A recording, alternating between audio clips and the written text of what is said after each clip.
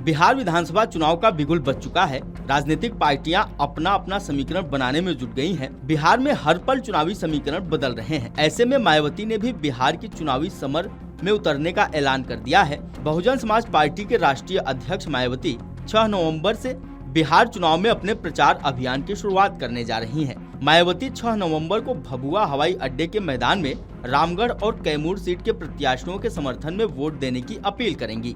आपको बता दें कि पार्टी संस्थापक कांसीराम के परिनिर्वाण दिवस पर राजधानी में आयोजित रैली में लाखों लोगों के जुटने के बाद बिहार चुनाव में मायावती की रैली की डिमांड की जा रही है।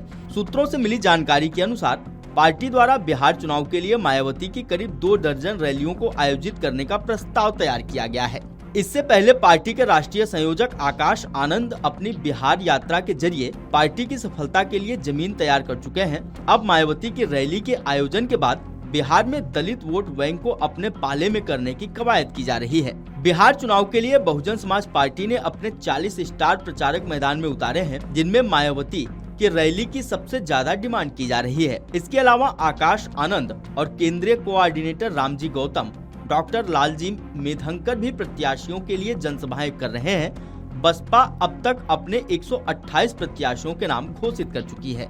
बसपा सुप्रीमो ने बीती 16 अक्टूबर को राष्ट्रीय स्तर के पदाधिकारियों की बैठक के बाद राष्ट्रीय संयोजक आकाश आनंद से बिहार चुनाव की तैयारियों के बारे में विस्तृत चर्चा की। इस दौरान आकाश ने उन्हें बिहार के हालिया राजनीतिक समीकरणों के साथ बसपा की स्थिति के बारे में रिपोर्ट सौंपी।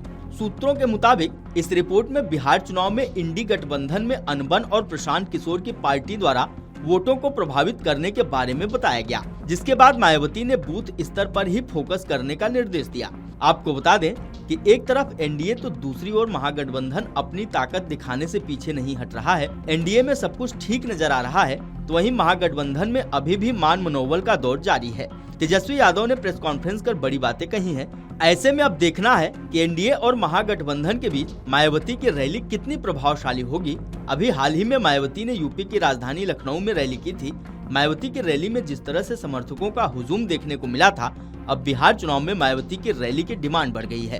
Video desk अमरउजाला.com।